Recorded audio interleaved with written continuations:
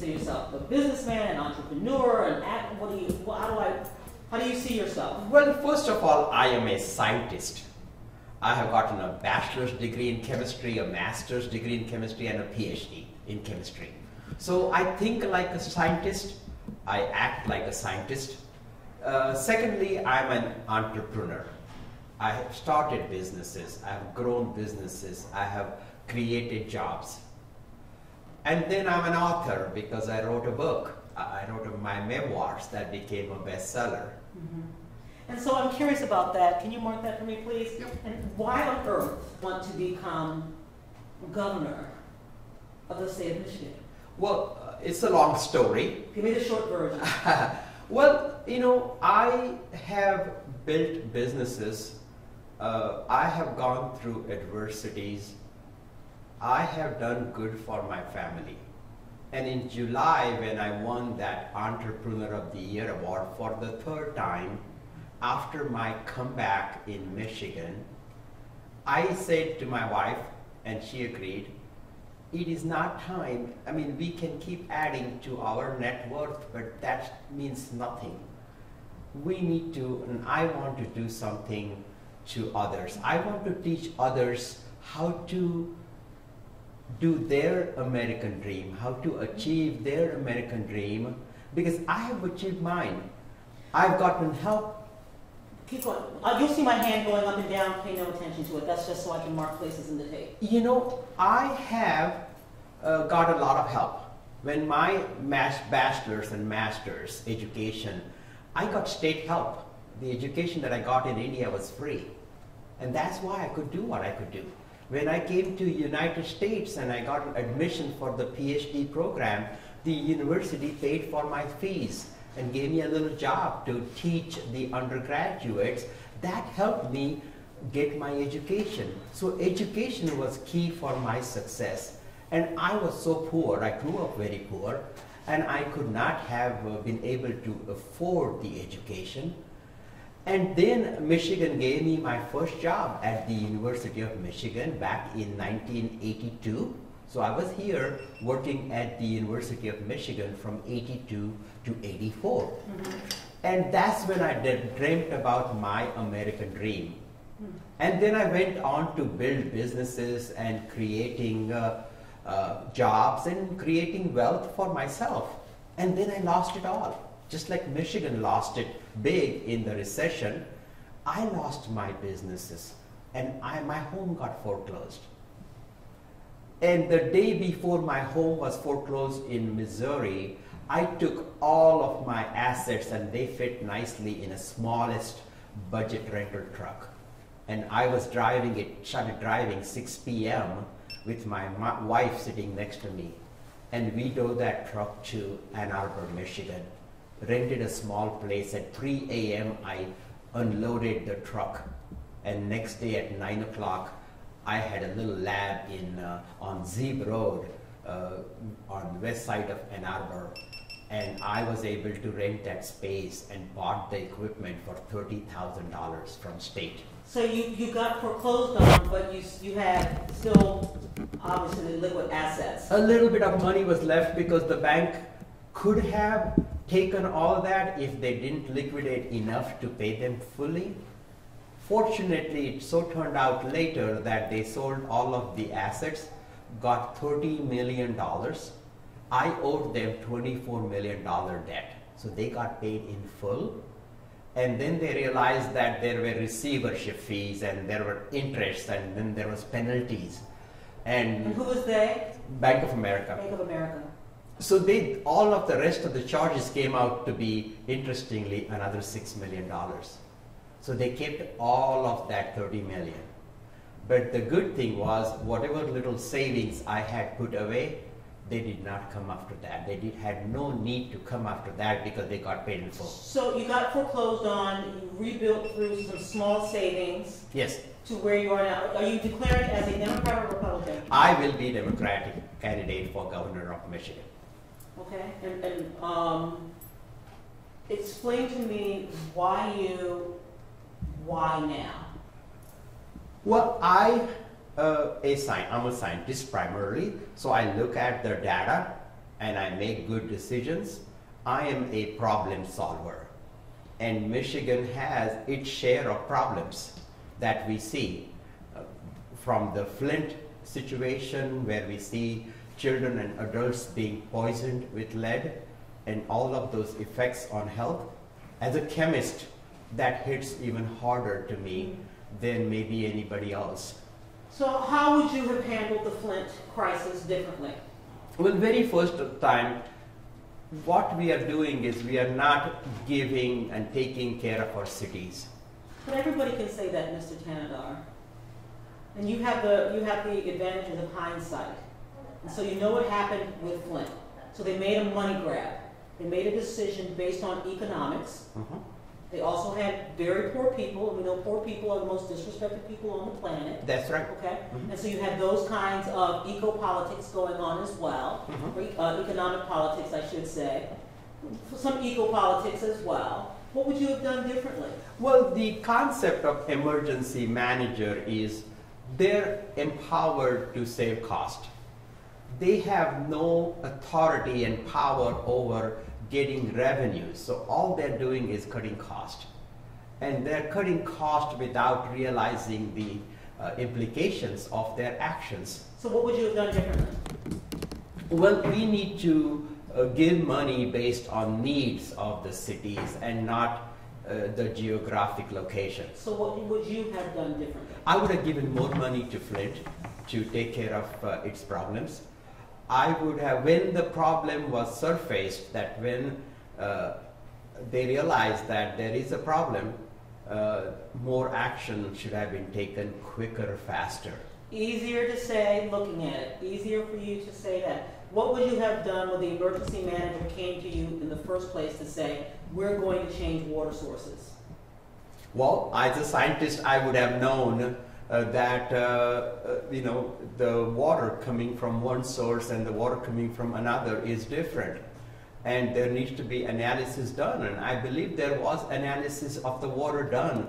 And somebody made a decision to not spend that $150,000 to put that corrosion inhibitor that will not allow the lead to be leached into the water. So what would you have done differently at the onset?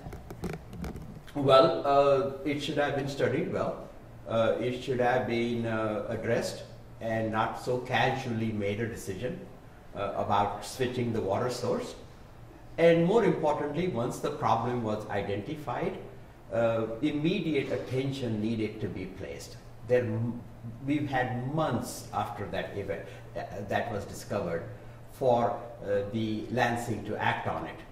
And then it all fell into political bickering, and it became so much of a political football as opposed to trying to take care of things. We still don't have all of the pipes replaced, and there is still not a good idea. There is, in terms of what needs to be replaced, what doesn't need to be replaced, and it's just a mess. And those kind of problems need to be solved, and there has to be a level of caring, and there has to be a level of heart when you see such a situation. That's interesting, and it's also interesting because from what I know of what you did with Abilene, that's what you did. You did scientific sleuthing. Yeah.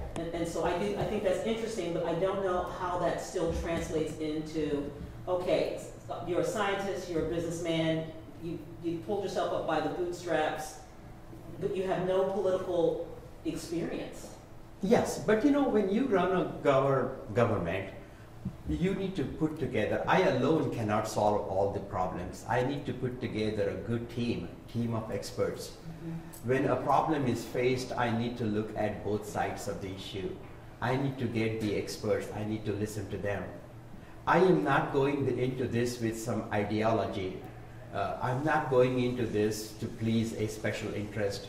I'm not going into it to, because some billionaire donors that I owe some to. I don't owe anything to anybody. I'm there to do the right thing. And I think I am one of the few candidates who can say that I'm there to do the right thing. Are you financing this campaign 100% yourself? No. I will, as soon as I announce my candidacy on Thursday, we are going to start a statewide and perhaps nationwide drive to collect funds. Why nationwide? There may be some people interested in our candidacy. There is, I think, an organization that wants scientists to be in government. And so we will go approach anybody and everybody to collect money, whether it's $5, $10, or $500. Can you tell me how much of your own money you're planning to use in the campaign? I don't have a full budget yet. We are looking at the budget. Ballpark me. But whatever it takes, I will collect, and whatever I collect, and I want to be a competitive race. This is going to be a very competitive race. I want to stay competitive. I want to go campaign throughout Michigan. I am not going to take any region or any community for granted. But you are you're a wealthy man. Yes. And so you could fund this campaign yourself. Some of it for sure. But my goal is to collect as much of the funds as I can from people as possible. And whatever is the shortfall, I believe in this campaign and I believe in our movement. So I will put a little bit of my own money into it. Has Mrs. Tanadar said, okay, you can spend this much and no more? She is a sweet lady. She is very supportive to me. And what's your cap? What is your personal, your skin in the game? What is your cap? I haven't decided a fixed number yet. I don't even know what's needed. Like when Mark Schauer ran last in 2014, he hardly spent any money.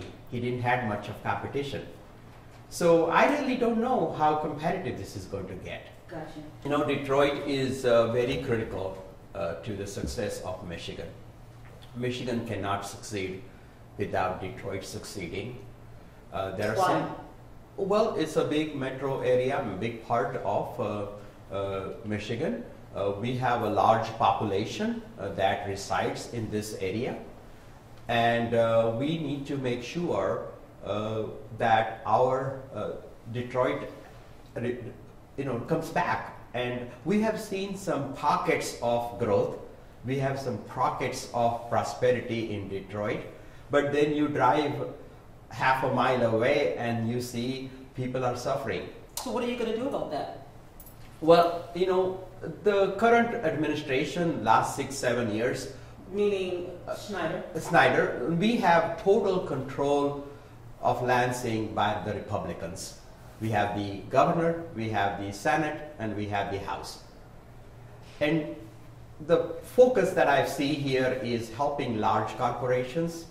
The focus that I see is, a bias towards the rich and the wealthy and the privileged. And I don't see as much attention paid to rest of us. And I would you like, say us, but you're wealthy. If you're giving away $100,000 bonuses, then you're wealthy. So when you say the rest of us, you're part of that. yes, but I grew up very poor. There were times when I didn't know where my next meal is going to come from. Even back when I came and started my studies, there are times when I lived in a car. I slept in a car. I've slept in public buildings. I had a backpack that I would take in a seminar room like this and put it out and sleep because I had no place to live. And I have, that's who I am. So my bank balance don't matter because deep down, I still identify with who I was, and that's who I am. So how do you use those experiences to help Detroit proper? Well, if you look at Detroit schools, and if we don't fix our schools, then our communities aren't stronger. And for us, you currently have a Secretary of Education for the nation, which supersedes the states, which doesn't even believe in public education. Absolutely, absolutely. Now, we need to strengthen our public education. If we have good schools, then communities will move into Detroit. And how do you do that? We have to improve our schools. Currently, our teachers are underpaid. Currently, the class size is too big. The teachers are not respected. There is too much of bureaucracy. I met two teachers, Rachel and Judy, and they were telling me about the classroom. And they were telling that they had tears in their eyes when they were describing me the demands that have been put on them by the bureaucrats and the forms that they had to fill. And now they can't even teach the children because all they have to do is prepare them for the test and make sure they memorize things so that they pass the test and their funding doesn't get cut. So how do you fix that? How does Sri Tanadar fix that? Well, we need to take care of these people. Everybody says that though, Mr. Tanadar. But nobody takes care of them. You know, so how do you do it? So how do you do it? Well, if they are hungry, then they are not going to be focusing on their studies. So hunger is important. We need to deal with hunger. And I have been hungry. So how do you stop people from being hungry? How do you stop people from feeling disenfranchised? Because you can say it's bad. Speaking the problem doesn't solve the problem. What is your plan to fix the problem? Well, minimum wage. You know, you can't live a decent, dignified life on $8, $9 an hour. So you would raise minimum wage? Absolutely, yes. To what? $2.15. The minimum wage has to be close to the living wage, so people can live well. So minimum wage would be what? We want to grow and take the minimum wage to about $15 an hour. Okay, and so that's one of the, so is that one of your platform items? Absolutely, yes. Is to raise, okay. And then for education, is that one of your platform items? Absolutely. What are your points? Give me your points for improving education. First of all, we have so many teacher vacancies. We don't have enough teachers. Federal funds are going evenly to the charter schools and to the public schools. Now, the public school has a higher burden on because they have students that are harder to teach. And there is no reason for the charter schools to get the same money as the So public you would schools. change the distribution of school funding to favor public schools as opposed to charter schools? Absolutely. So am I saying that properly? Yes. Okay, because if I get it wrong, it goes over the air wrong. Double mark that for me, please. Okay, and so then for bringing back jobs, or bringing in jobs, give me your salient points for job creation. Well, we need to, you know, the thing that I have seen a lot currently is that we go to the big corporations, the multi-billion-dollar corporations, we bend over backwards to give them incentives, and a lot of times they don't have the loyalty to Michigan. And sometimes those jobs are created, but we don't have the permanent jobs. And if they don't create the jobs, or if the jobs are not permanent, then we got to take those incentives back. Okay, so you would de-incentivize businesses who are not hiring, who they say they're going to hire? Or who are not delivering, or if people are, like, we were talking about another situation where you know, larger corporations are putting, like in one case, the large corporation put $129,000 in automation of the factory. And I bet they got some credits for that. And guess how many jobs they created? How many? 29. But here's the thing, Mr. Tanadar, if you don't automate, and if you don't keep up with technology, you fall behind the rest of the world. And so you've got to find, you really have to find some synchronicity between automation and job creation, because sometimes machines can do it better in order to stay competitive.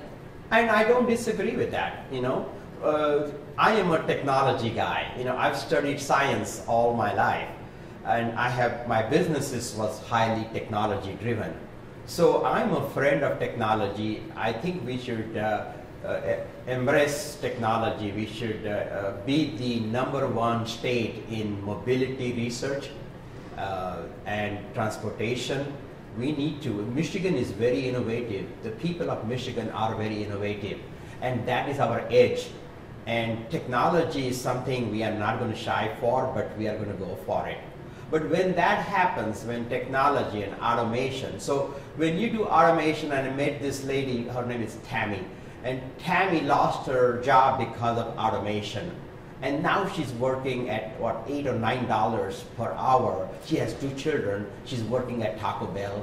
She can't live a decent life. She can get back to the quality of life that she had when she had the job in the factory. So we got to train them. We got to provide, cost-free vocational training. We got to develop skills. There are 65,000 skilled jobs currently vacant because we don't have skilled people. And we got to create those skills on a long-term basis. We got to teach our children well. If our children in Detroit public schools, 25% of the time they're missing school. And when they're missing school, we're not serving them right. They're not going to grow up into someone skilled enough to take up these jobs. So let's shift gears a little bit. So what did Governor Snyder do right and what did Governor Snyder do wrong? And what would you do differently? Well, the Medicaid, he took the federal money and helped on the healthy. I gave him a lot of kudos for that. Okay. And I would do that too. Health insurance is very important. We need to cover every Michigander and must have access to health care. Mm-hmm. That's really a fundamental right. Mm-hmm. That's a basic right that we cannot deny. Mm-hmm. And I appreciate what he did on that. Mm-hmm. In terms of his focus on big corporations, he comes from a huge corporation. He was head of Gateway, a $1 billion company. And his thinking is that. He's thinking about bottom line. And he's thinking about spreadsheets. And these are people thing. You can't run a state like you can run a business. I'm also a businessman. And you are looking at the bottom line, but this is a service. Running a government is taking care of people. Running a government is being inclusive. That means we got to take care of everybody, not just the wealthy few. Now that is a very interesting segue. And so let's talk about the stuff nobody likes to talk about. And we're going to talk about it.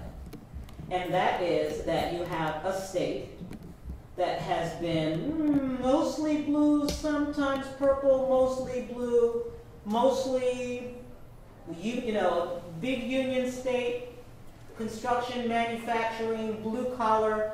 I mean, we're a blue collar state that just went red. And there is a prevailing attitude in this nation right now. And you don't fit in the mold of that prevailing idea of inclusiveness. English is not your first language. You are a first-generation immigrant. You came to the country in the 80s. Yes. Stop me if I have any of this stuff wrong. In 79. In 79, okay. So very close to that. Mm-hmm. How do you fight through that? So how does a brown immigrant with a heavy accent fight through a red state right now? Well, my voters have to get over the funny way I talk. My voters will have to get over the looks and my hair and my color of my skin. I am different.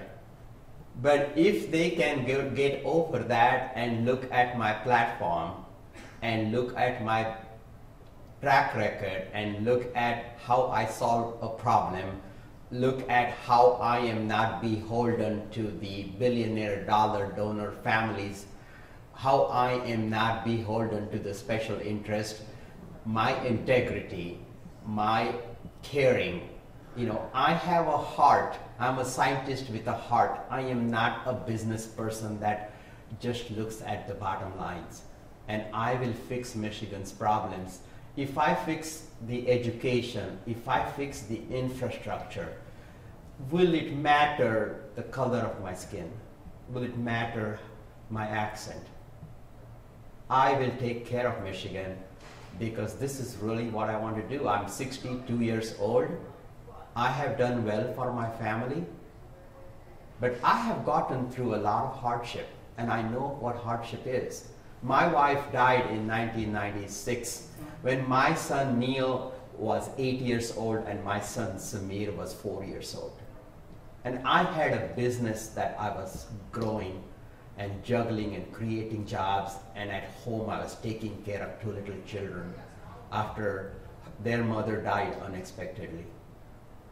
And so I know what it feels like when we talk about Detroit and there are so many single parents. trying to put food on the table and trying to take care of their children. I've done that. I've been there, I've been in their shoes, and it's like happened yesterday. I have not forgotten that. So what my bank balance today is and my assets are doesn't change who I am. And I became a United States citizen in 1988. I have adopted this country as my own country.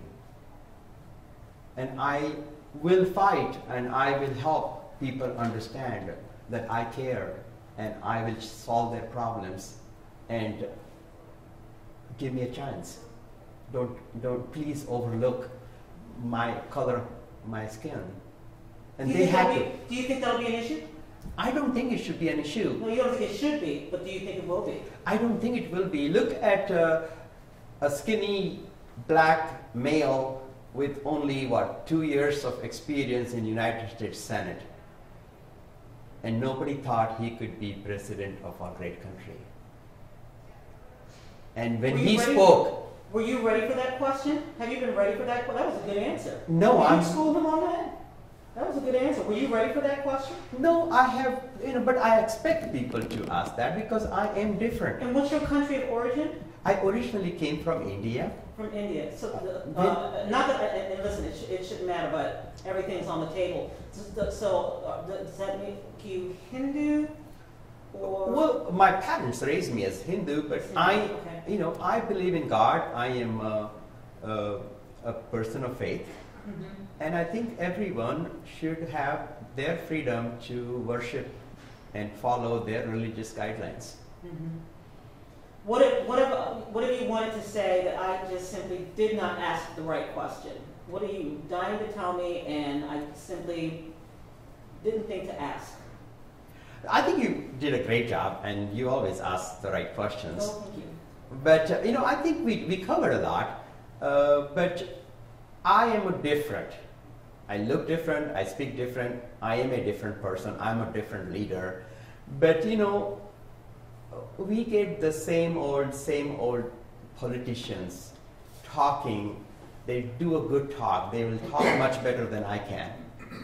They will articulate better perhaps because many of them tend to be lawyers and lawyers know how to argue and how to present.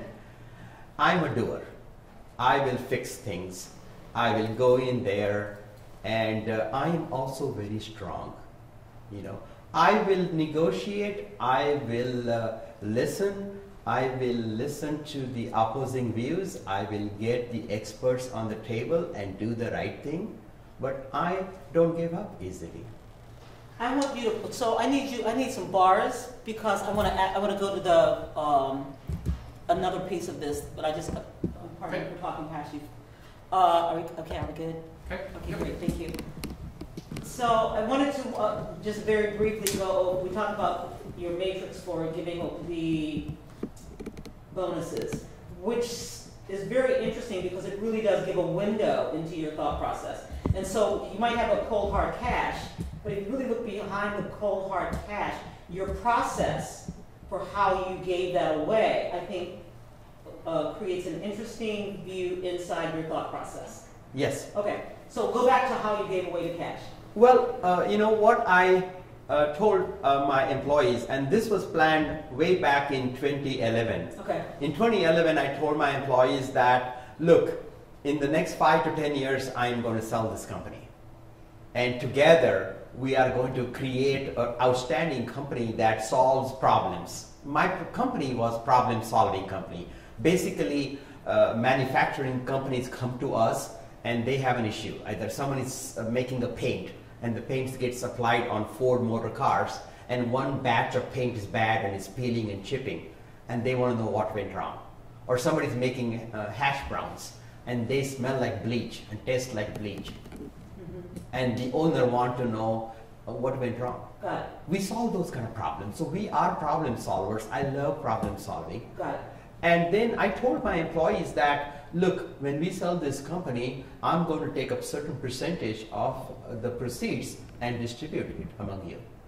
And you know what? It doesn't matter what is your position. It doesn't matter what is your pay. So go back to what you said. CEOs usually get the big bucks. Yeah. So, most of the companies, when the company is sold, first of all, no employee knows about it except the top people, the CEOs, the CFOs. In my case, I told everybody in the company, this is my plan. I was totally transparent. Transparent. Transparency is my middle name. You're kind of a funny guy. We have issues. We have issues with ethics, and we have issues with transparency. And if you look at my employees, I told them everything. Nobody tells them that I'm going to sell the company. So do the breakdown for me again. Okay. You talked about your secretary versus the president. Yeah. So what we did was that we are going to take into account only the months of service. So my secretary worked 60 months with my company, and she got paid $107,000. That was more than twice her annual salary. And when I gave it to her, she wasn't expecting that, even though she knew there is a bonus such as this. Right. Many times owners set up bonuses and they never deliver on that. Right. So, but what did your president? My president only worked for 15 months. So he only got, I think, around $20,000 as a bonus. But the secretary got $107,000. So let me tell you, as a reporter, how that makes me look inside your process. Yeah. And that is a different sense of fair play as opposed to entitlement. Yes. Because she gave 5 years of her hard work. So how does that translate into the way you govern? Good question. So we are not going to govern for the benefit of the few. The rich are doing fine. We have neglected so many people. There are towns where there are no jobs, and the malls have gone, and big stores have gone. People are struggling, and people are struggling to keep their quality of life. People are struggling to continue.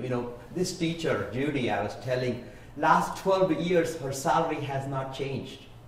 How do you keep up? How do you keep up with your quality of your life? And then, I think this is my last question, and that is, it's kind of a little bit of popcorn logic here, but you're making me think of something else I didn't ask in the original interview, and that is huge, huge violence issue across the nation. But we're talking about neighborhood violence. I think Detroit's had 9 officers shot, a lot of officers shot, lots of children shot. How do you see handling the violence issue, number one, and how do you view homeland security in a border state with open waters and open borders in places? I think safety is just as important as the economic issues. But how do you handle it? I will make sure that our borders are safe. I will have enough police officers on the street. Where do you get the money?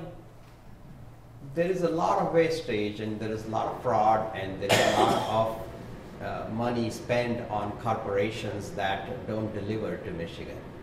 We will repurpose some of that money. Okay, so you'll repurpose money for more police, repurpose money for education for public schools as opposed to charter schools. Am I saying this right? Stop me now if it's wrong. Well, I think we need to put more money into, we don't necessarily have to take the money away from the charter schools to give it to the public schools. But give more money to public schools. But education is underfunded in this state. So would public education get preferential dollars? So you don't have to take money away from charter schools, but would public schools get preferential funding? I want to look into that because I think the public schools have a higher burden today because some of the students that are easier to train have moved on to the charter schools. And I don't know if there is, I heard You're about... saying easier to train because of poverty, violence, cyclical, I should say, well, cyclical poverty is in itself a disease. Sure. And so that's when you say easier to train part of the training because these are students who bring these issues into the classroom with them. Absolutely. Is that what you're saying? Absolutely. And we need to think about, maybe we need to have mentors. Maybe we need to have role models for these children. So that we can work with them, we can have counseling. We need to instill in them a sense of confidence. If they are self-confident about themselves, if we can talk to them and make them realize that this is an important thing for them. I think this is an important enough interview. I'm actually going to ask that they put it online so people can actually see it unedited. Oh, and so this is your last 30 seconds that you can actually speak to the people and tell them why you, why now. Well, I will look at things as a scientist. I will look at the data. I will talk to people, talk to the experts when it is an education. I will talk to all stakeholders, whether it's parents, whether it's teachers, whether it is administrators. But I will solve the problem, and I will make sure that the quality of life for every Michigander improves while I am your governor. I want to solve the problem with infrastructure, the education, and absolutely we need to create jobs. I'm a small business guy. I have grown businesses from ground up, and we need to help entrepreneurship. We need to help people start businesses, and I want to help small businesses succeed.